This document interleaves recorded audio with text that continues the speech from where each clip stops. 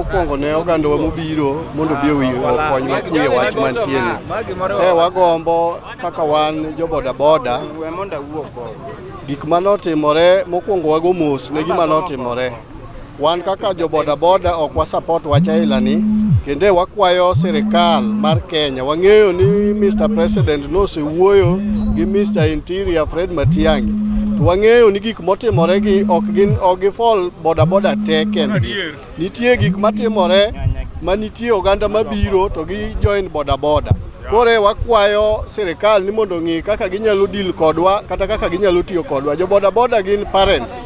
Nitie wachulo fee, wadake udi mwachulo. Kinde ma koro ilawa kama kwaringo kamaendi nyaka ging'e maber ni nitie nyaka pikipikni migolo under loans. Koro ka gidwa konyowa e yo mayot to gibiya e program mowinjore mondo ginyiswa gima wanyalo timo.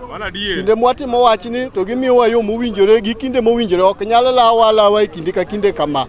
Wakwayo ni ka gima kama timore joboda ametuweka so vizuri. Kwa maana sekta ya bodaboda imebeba wa vijana wengi. Hawa watu wote ukishika pikipiki yao hawawezi pata job. Hakuna job yenye inaweza serve hawa watu wote.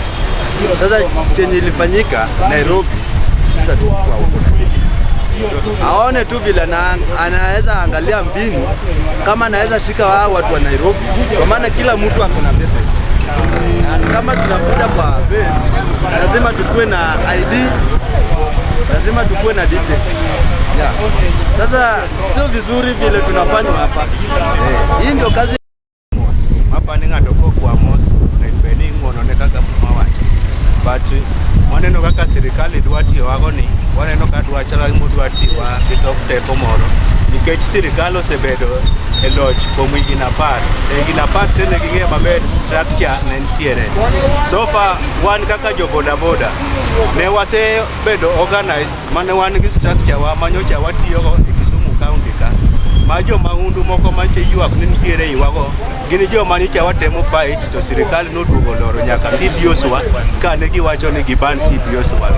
Koro wa fail to understand kapo ni ging'iswa new registration gimina ang'weni e new registration to ka en new registration dengo ne beni kelo nwa structure makata kwa dwari ni twang'e wadwari ni wang'o makata ko chako crackdown mari mako ng'ato ting'e mani imaki nikech no kitimo magi okono beni ka ng'ato achiel timo makosa tibani jite kata iumiza sekta mangima nikech hapa ni sirikal bade bor.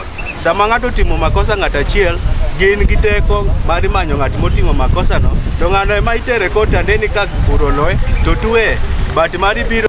Koro gima neno kae wakwayo rais marwa Uhuru Kenyatta.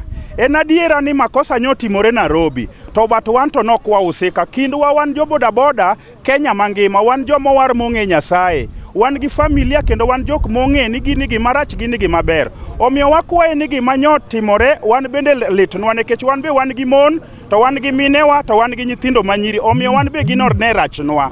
But wakwaye ni ombeknwa tol matin erosegolo chike ma odwanwa low. Koro wakwayo no miwa thuolo mondo wan be wan jok mawinjo wach to wan jok madongo.